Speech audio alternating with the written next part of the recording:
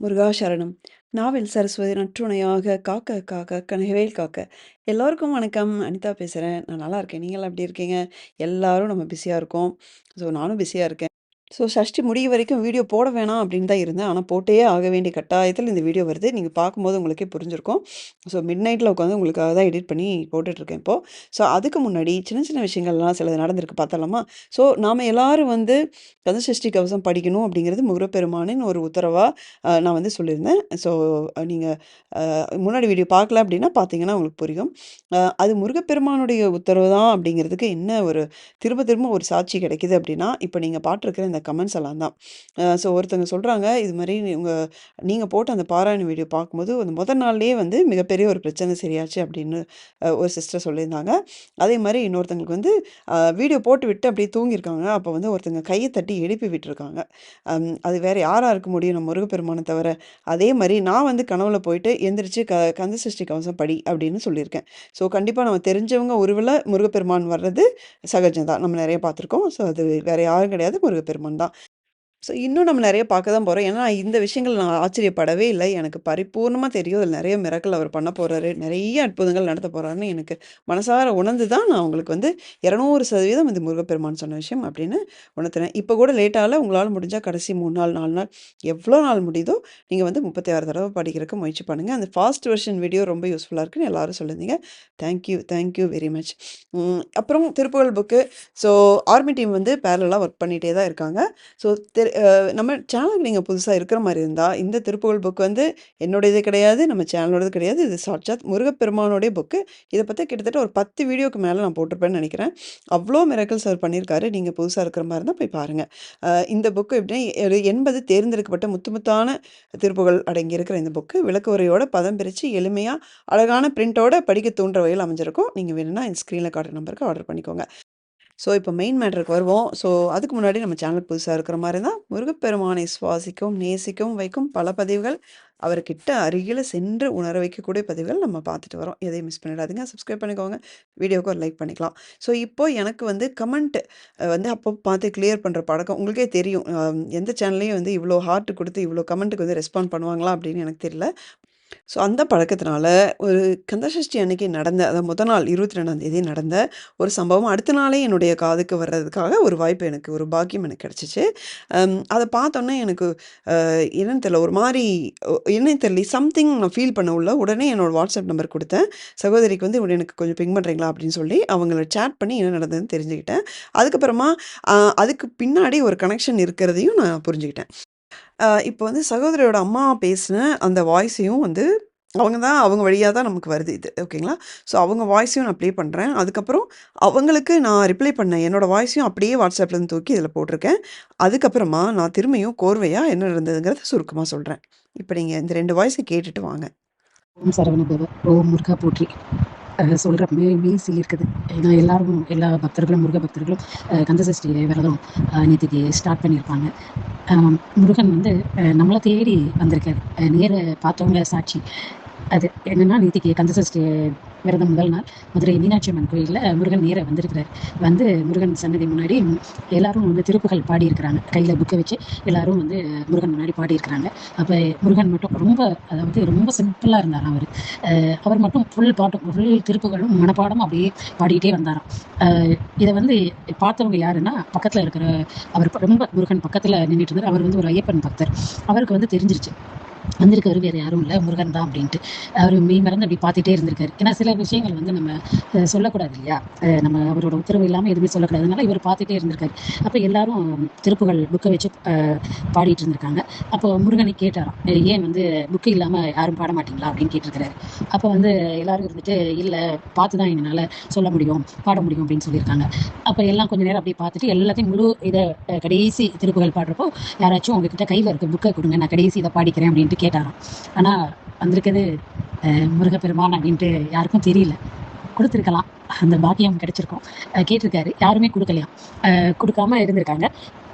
அப்போ திருப்பி கேட்டிருக்காரு, யாருமே குடுக்கல. அப்ப இந்த ஐயப்பன் பக்தர் இருக்காரு இல்லையா? அவரோட ஒய்ஃப் அவங்க இருந்துட்டு இந்தாங்க அப்படின்ட்டு குடுத்துருக்காங்க. அத கடைசி இத பாடியிருக்காரு. பாடிட்டு இந்த ஐயப்பன் பக்தரும் பக்கத்துல தான் இருந்திருக்காராம். ரொம்ப பக்கத்துல. அவங்கள சுத்தி அவ்ளோ பேரு நின்றுருக்காங்க. சரி ஏதோ இந்த பக்கம் வேற யாரோ ஏதோ கேட்கறதுக்காக இந்த ஐயப்பன் பக்தர் திரும்பியிருக்காரு. அவர்ட்ட பதில் சொல்லிட்டு இவருக்கு தெரிஞ்சிருச்சு. சரி அடுத்து இவர் பாடி முடிக்கிற வரைக்கும் தொந்தரவு பண்ண வேணாம் அப்படின்ட்டு அடுத்து அவர்ட்ட பேசலாம் அப்படின்ட்டு திரும்பியிருக்காராம். அடுத்த நிமிஷம் அவர் அந்த இடத்த விட்டு மறைஞ்சு போயிட்டாராம். எனக்கு ரொம்ப நினைச்சாலே அப்படியே உடம்பெல்லாம் சிலிர்க்குது. அதாவது ஆனந்தத்துல கண்ணீரும் வருது. ஏன்னா இந்த கலியுகத்துல நம்மளை தேடி அவர் வந்திருக்காரு பாருங்க.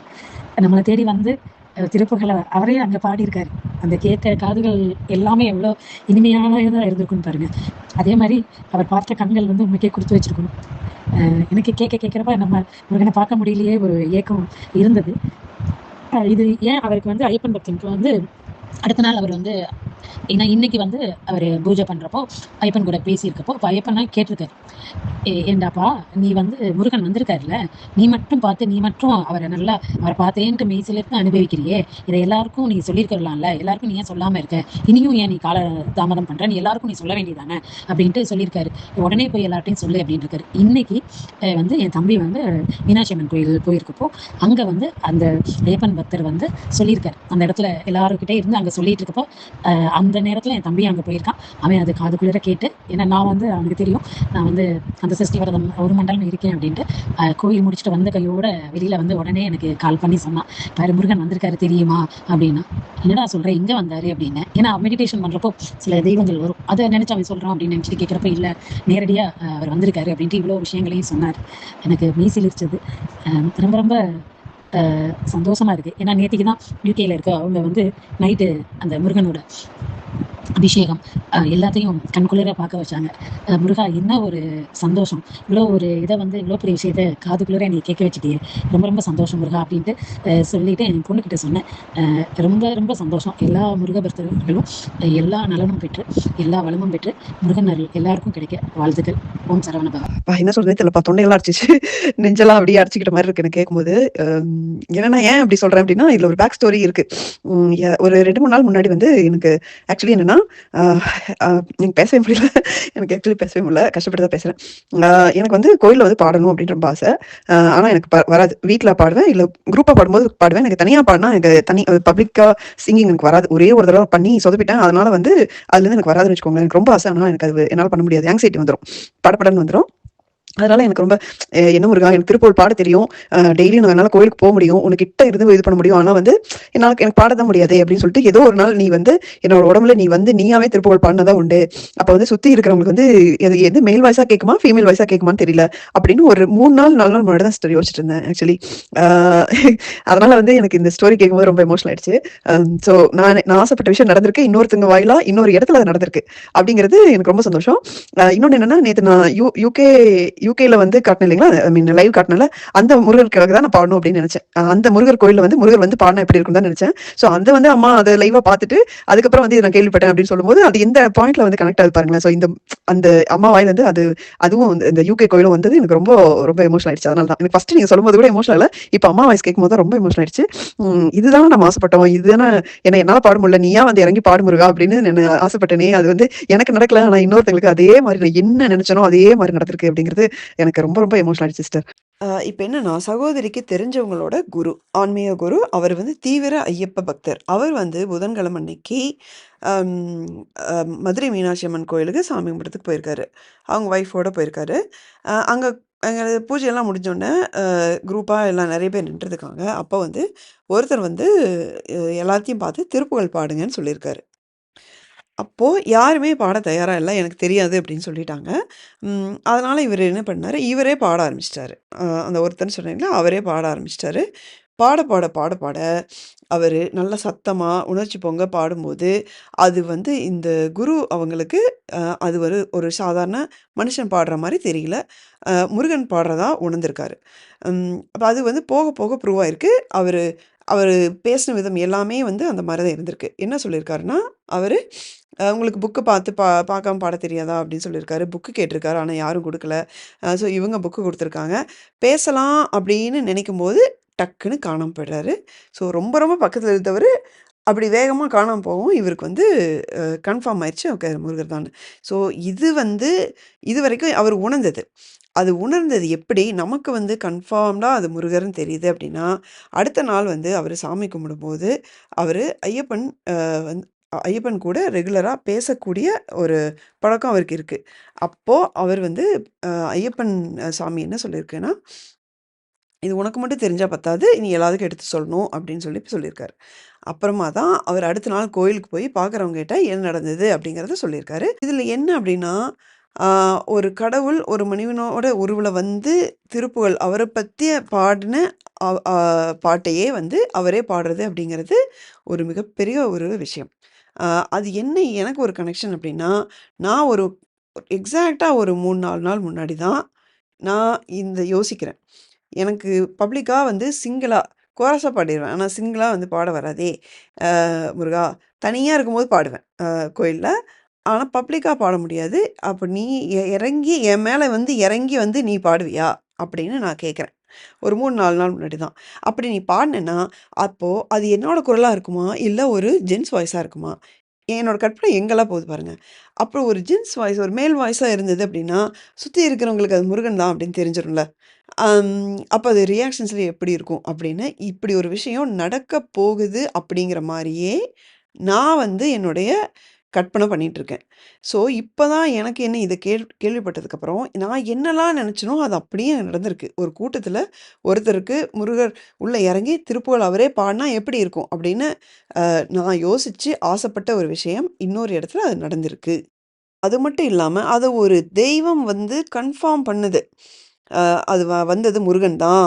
அத நீ மட்டும் பார்த்து அனுபவிச்சியே, மத்தவங்களுக்கு சொல்ல வேணாமா? அப்படின்னு ஐயப்பன் சுவாமிகள் கன்ஃபார்ம் பண்ணது தான் இங்க வந்து ஒரு ஷாக்கிங்கான ஒரு விஷயம்.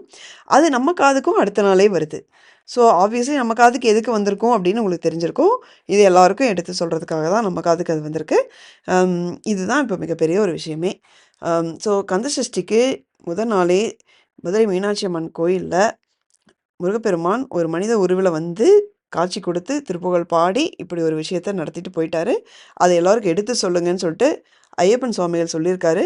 இத நம்ம காதால கேட்குறோம். இதுக்கு நம்ம என்ன பாக்கியம் பண்ணியிருக்கணும் அப்படின்னு எனக்கு தெரியல. ஏன்னா இப்படி ஒரு விஷயம் நடக்கணும்னு ஆசைப்பட்டது நானு. இங்க ஆசைப்பட்டேன். ஆனா அங்க நடந்திருக்கு. அதுவும் எனக்கு ஒண்ணும் புரியல. என்ன நடக்குதுன்னு எனக்கும் ஒண்ணும் புரியல சீரியஸ்லி. முருகப்பெருமான் நமக்கு ஆல்ரெடி திருவிளையாடல் பண்ண ஆரம்பிச்சுட்டாரு. சிறுசும் பெருசுமா பண்ண ஆரம்பிச்சுட்டாரு. நம்ம இந்த கந்த சஷ்டிக்கு நம்மளால என்ன முடியுதோ, அத நம்மளோட பெஸ்ட்ட குடுப்போம். அவர் வந்து இதே மாரி இறங்கி வந்து நம்ம வாழ்க்கையிலயும் பல நல்ல மாற்றங்கள கொண்டு வருவாரு. அப்படிங்கிற அந்த நம்பிக்கையோடயே நீங்க வந்து இந்த இன்னும் மீதி இருக்கிற 5 நாளையும் வந்து கன்டின்யூ பண்ணுங்க. நம்பிக்கையில ஒரு துளி கூட குறையாம, அந்த எனர்ஜில ஒரு துளி கூட மாறாம, நமக்கு கிடைச்சது இன்னும் ஒரு 5 நாள் தான் இருக்கு. அப்படிங்கிறது மட்டும் நீங்க மனசுல வச்சுட்டு, இத வந்து கொண்டாடுங்க. கண்டிப்பா முருகப்பெருமான் இதே மாரி நமக்கு இறங்கி வருவார். ஓகேங்களா? கண்டிப்பா நம்மளுடைய பிரச்சனைகளுக்கு பதில் சொல்வார். வீடியோ பிடிச்சிருந்தா லைக் பண்ணிக்கோங்க. மறக்காம சப்ஸ்கிரைப் பண்ணிக்கோங்க. இது மாரி நெறைய உலகத்தில நடக்கிற பல அற்புதங்களையும் நம்ம வந்து பேசிட்டு வரோம். எதையும் மிஸ் பண்ணிறாதீங்க. முருகா சரணம்.